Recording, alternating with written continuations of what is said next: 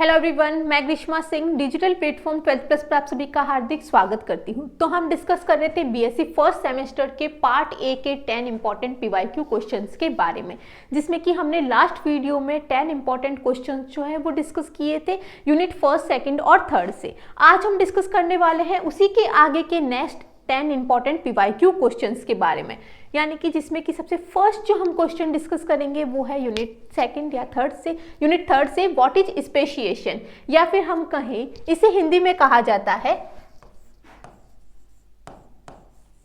जाति उद्भवन। तो स्पेशिएशन या फिर जाति उद्भवन क्या होता है, जैसा कि नाम में है, तो स्पेशिएशन क्या होता है, the evolution of a new distinct species from a pre existing species is known as speciation.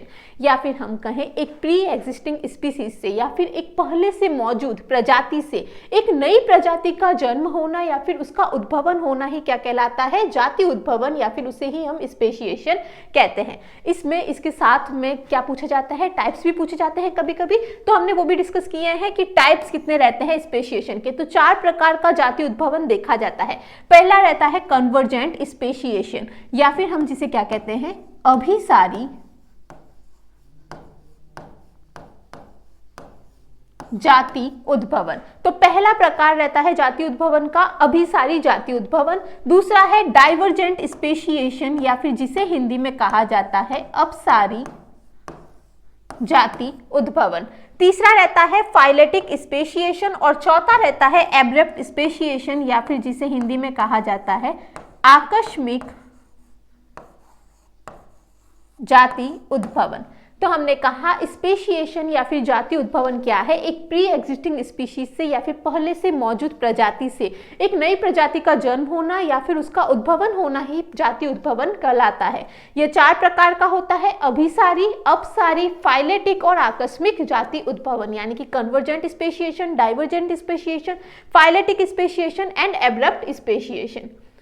Then second question हमारा है व्हाट इज एटाविज्म, या फिर पूर्वस्था क्या होती है। एटाविज्म जिसे हम हिंदी में क्या कहेंगे, पूर्वस्था। तो पूर्वस्था क्या है, certain characters that were lost and were present in the ancestor of the organisms, यानी कि ऐसे लक्षण जो कि पूर्वजों में देखे जाते थे, यानी कि एंसेस्टर यानी क्या हो गया, पूर्वज। तो ऐसे लक्षण जो कि पूर्वजों में देखे जाते थे और अब वो क्या हो गए हैं, लक्षण कम हो गए हैं या फिर लुप्त हो गए हैं, लेकिन कुछ ऑर्गेनिजम्स ऐसे हैं जिनमें कि वो फिर से लौट आए, यानी कि हमारे पूर्वजों में देखे जाने वाले कुछ लक्षण जो है जो कि क्या हो गए हैं, अब लुप्त हो चुके हैं, लेकिन कुछ ऐसे जीव हैं जिनमें कि वो लक्षण फिर से देखे जा रहे हैं, उसे ही हम क्या कहते हैं, एटाविज्म, या फिर इस फिनोमेना को हम कहते हैं एटाविज्म या फिर पूर्वस्था। एग्जाम्पल्स की बात करें, presence of short tail in some babies, यानी कि कुछ ऐसे छोटे छोटे बच्चे होते हैं जिनमें कि शॉर्ट टेल की प्रेजेंस जो है वो देखी जाती है। ये हो गया इसका एग्जाम्पल। तो क्या हो गया, तो कुछ ऐसे छोटे जीव जो है या फिर छोटे बच्चे जो है उनमें क्या देखी जा रही है, शॉर्ट टेल की प्रेजेंस या फिर छोटी सी पूंछ की उपस्थिति उनमें पाई जा रही है। सेकंड है एक्स्ट्रा निपल्स इन ह्यूमंस, यानी कि ह्यूमंस में एक्स्ट्रा निपल्स की प्रेजेंस जो है वो भी पाई जाती है, और यह भी किसी का एग्जाम्पल है एटाविज्म का। And thick hair on the body, यानी कि इस तरह से कुछ थिक हेयर्स की प्रेजेंस जो है वो उनकी पूरी बॉडी में, फेस पे भी देखी जाती है, इसी ही हम एटाविज्म या पूर्वस्था कहते हैं। तो पूर्वस्था क्या है, हमारे पूर्वजों में या फिर पूर्वज किसी प्रजाति के पूर्वजों में पाए जाने वाले ऐसे लक्षण जो कि फिर से अब पुनः लौट आए हैं, उसे हम क्या कहते हैं, एटाविज्म या पूर्वस्था, यानी कि शॉर्ट टेल्स की प्रेजेंस ह्यूमंस में, एक्स्ट्रा निपल्स की प्रेजेंस और थिक हेयर की प्रेजेंस। जो कि आप इंस्टा या फिर यूट्यूब देखते हैं तब भी ऐसे कुछ वीडियोस जो है छोटे छोटे बच्चों के वो आते हैं जिसमें कि उनकी पूरे फेस पे थिक हेयर्स की प्रेजेंस होती है, उनमें शॉर्ट टेल देखी जाती है और एक्स्ट्रा निपल्स की प्रेजेंस जो है वो भी पाई जाती है। तो ये क्या है, एटाविज्म या पूर्वस्था है। देन थर्ड क्वेश्चन हमारा है व्हाट इज आइसोलेशन, यानी कि जिसे हिंदी में कहा जाएगा पार्थक्य क्या है। तो आइसोलेशन या फिर पार्थक्य क्या होता है, सो एनी एक्सटर्नल और internal barrier of living organism which prevents और reduce interbreeding among members of closely related population is termed as isolating mechanism, reproductive isolating mechanisms, यानी कि क्लोजली रिलेटेड पॉपुलेशन में इंटरब्रीडिंग को रोक दिया जाना किसके द्वारा, एक्सटर्नल और इंटरनल बैरियर के द्वारा, जिसे ही हम क्या कहते हैं, आइसोलेशन या पार्थक्य कहते हैं। यानी कि निकट संबंधित प्रजाति, जीवों की निकट संबंधित जो प्रजाति है उसमें इंटरब्रीडिंग या फिर अंतः प्रजनन को रोका जाना एक्सटर्नल यानी कि बाह्य और आंतरिक अवरोधों के कारण, उसे ही हम क्या कहते हैं, पार्थक्य या फिर उसे हम कहते हैं पृथक्करण विधि या फिर आइसोलेटिंग मैकेनिज्म कहते हैं। देन नेक्स्ट क्वेश्चन है what is adaptation and their different types, यानी कि अनुकूलन क्या है और उसके कुछ विशिष्ट प्रकारों के बारे में हमें बताना है।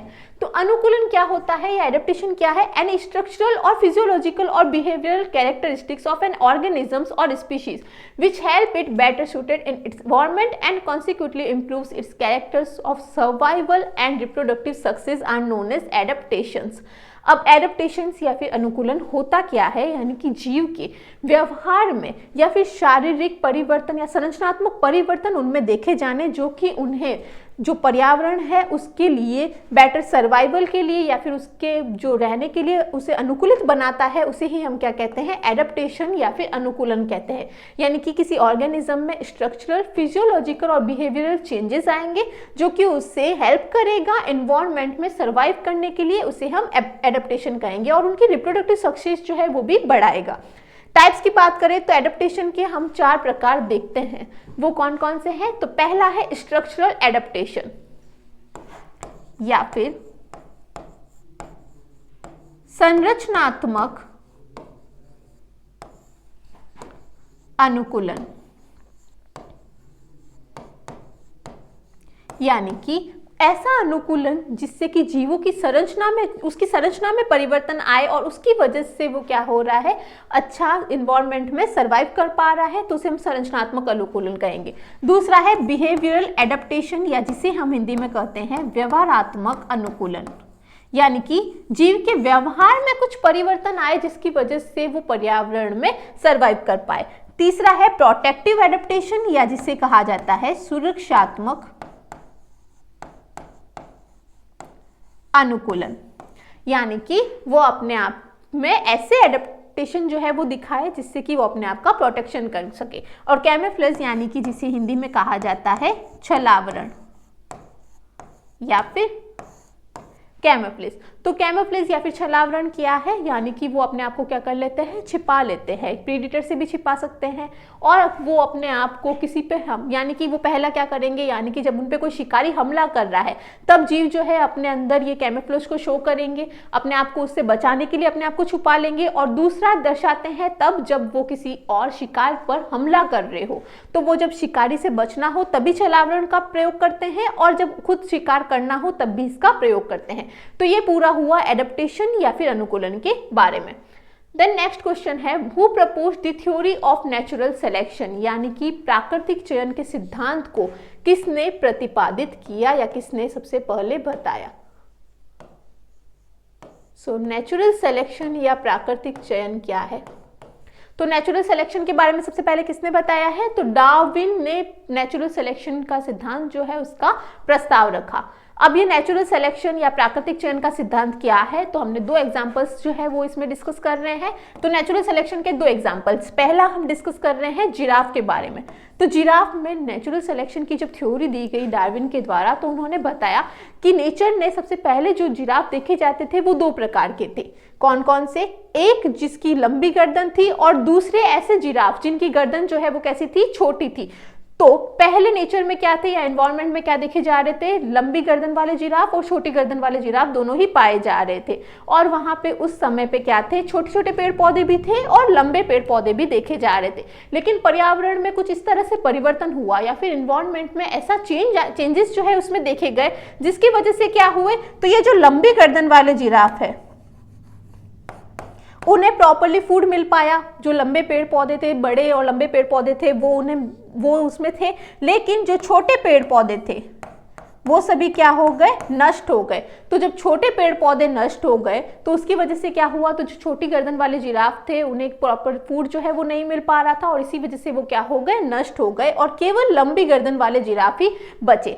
और इसीलिए नेचर ने किसे सेलेक्ट कर लिया, केवल लॉन्ग नेक जिराफ को। तो हमने कहा पहले एनवायरनमेंट में क्या थे, छोटे और बड़े पेड़ पौधे दोनों ही मौजूद थे और छोटी गर्दन वाले और लंबी गर्दन वाले जिराफ भी देखे जा रहे थे। लेकिन पर्यावरण में इस तरह से परिवर्तन हुआ कि जो छोटे पेड़ पौधे थे वो सभी नष्ट हो गए, इसीलिए जो छोटी गर्दन वाले जिराफ है उन्हें प्रॉपर फूड नहीं मिल पाया और वो सर्वाइव नहीं कर पाए और उनकी डेथ हो गई, और केवल जो लंबी गर्दन वाले जिराफ है वही सर्वाइव कर पाए, इसीलिए लॉन्ग नेक जिराफ जो है वही देखे जाते हैं।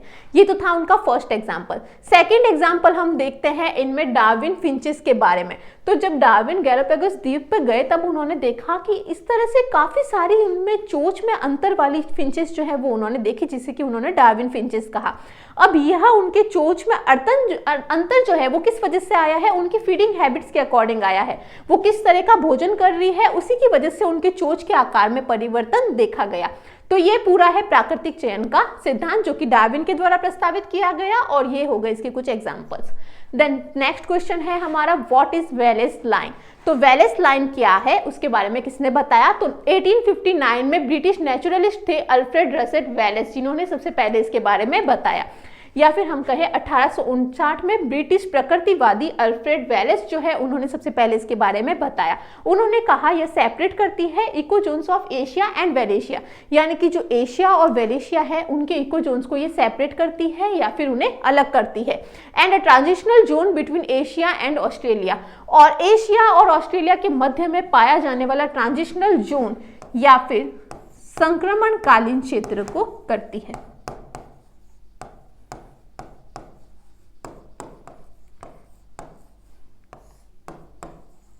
तो वेलेस लाइन क्या है इसके बारे में किसने बताया था, 1859 में ब्रिटिश प्रकृतिवादी अल्फ्रेड रसेट वेलेस ने बताया था। यह इकोजोन्स को सेपरेट करती है या फिर उन्हें अलग करती है, और यह किसके बीच का ट्रांजिशनल जोन है, एशिया और ऑस्ट्रेलिया का। तो ये पूरा हुआ वेलेस लाइन के बारे में। देन नेक्स्ट क्वेश्चन हमारा है, व्हाट इज ऑस्ट्रेलियन रीजन, या फिर ऑस्ट्रेलियन क्षेत्र क्या होता है।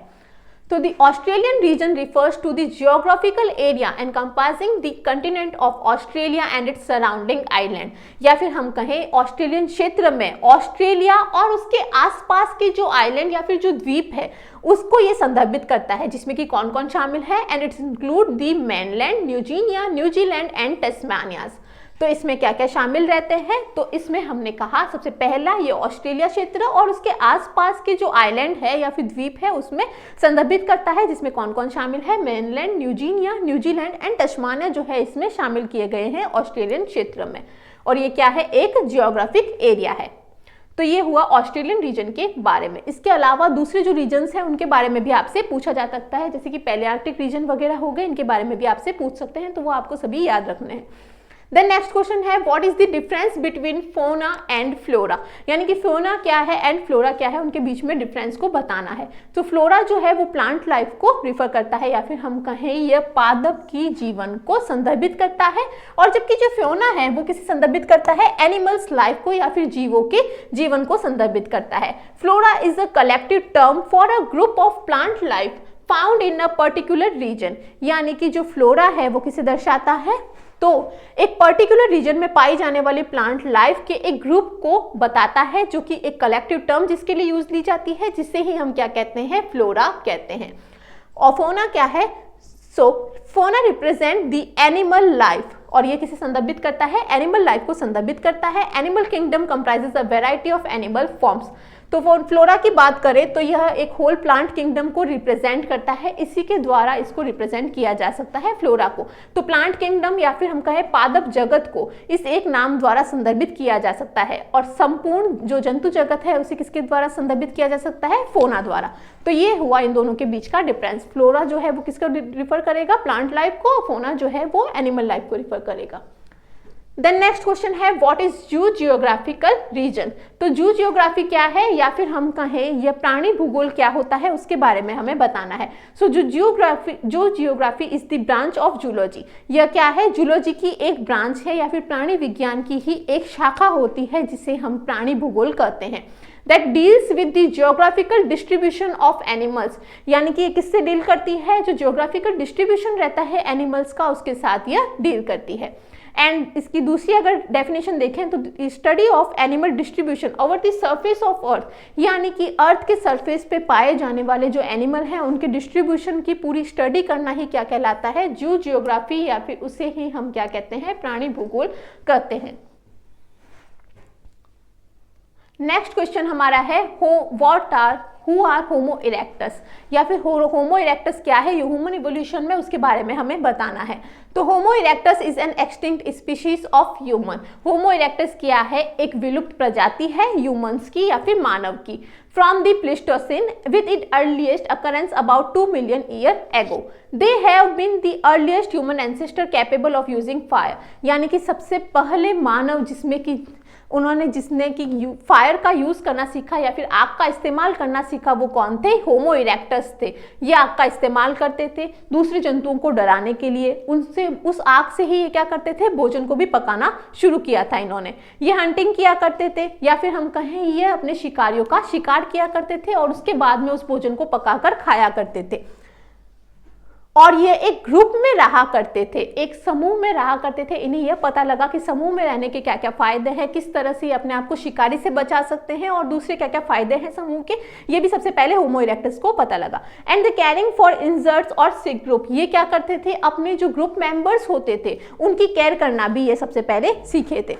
And possibly sea farming and art, और यह क्या करते थे, समुद्र यात्रा किया करते थे। और आर्ट का प्रयोग जो है या फिर हम कहें कला का प्रयोग सबसे पहले किसके द्वारा किया गया था, होमो इरेक्टस के द्वारा किया गया था। तो होमो इरेक्टस क्या है, एक एक्सटिंक्ट स्पीशीज है या फिर हम कहें एक विलुप्त प्रजाति है ह्यूमन की। इन्होंने सबसे पहले फायर का यूज करना सीखा था, आग का इस्तेमाल करना सीखा, आग का इस्तेमाल किया करते थे और यह क्या करते थे, शिकारियों का शिकार किया करते थे एक समूह में रहकर। शिकार करने के बाद ये उससे आग से क्या करते थे, भोजन को पकाकर खाया करते थे। ये ग्रुप में रहते थे और इनके ग्रुप मेंबर्स अगर उनमें कोई चोट लग गई है तो ये उसकी केयर भी किया करते थे। और ये समुद्र यात्रा किया करते थे तथा कला का प्रयोग भी इन्होंने ही सबसे पहले किया था। तो यह है होमो इरेक्टस। जैसा कि हमने कहा आग का इस्तेमाल करना सीखा इन्होंने सबसे पहले। ये क्या कर रहे थे, शिकार करते थे और उसके बाद में उस शिकार के द्वारा ये क्या करते थे, उस भोजन को पकाकर खाया करते थे। तो इस तरह से ये पूरा हो गया होमो इरेक्टस के बारे में। ये पूरे एक ही ग्रुप में रहा करते थे। तो ये हमारे हुए 10 इंपॉर्टेंट पीवाईक्यू क्वेश्चंस, जिसमें कि हमने यूनिट 1 से लगाकर यूनिट 5 तक के जो 10 इंपॉर्टेंट पीवाईक्यू क्वेश्चंस है उसके बारे में डिस्कस किया। जैसे कि हमने कहा इसके अलावा आपको क्या याद रखना है, जो फाइलम है अलग अलग उन सभी के इंपॉर्टेंट कैरेक्टर्स को याद रखना है, सभी के क्लासिफिकेशन जो है वो आपको याद रखना है और उसके 1 से 2 एग्जाम्पल जो है वो भी आपको याद रहने चाहिए, ताकि आपको इसके अलावा अगर क्वेश्चन पूछे जाए तो वो आप दे सके उसका। और बाकी क्वेश्चंस जो है वो इसी पैटर्न में आएंगे। तो नेक्स्ट वीडियो जो है हमारा पार्ट बी का, वो हमारी नेक्स्ट क्लास में डिस्कस करेंगे और इसकी पीडीएफ जो है आपको हमारे ऐप 12+ पर अवेलेबल रहेगी। Thank you.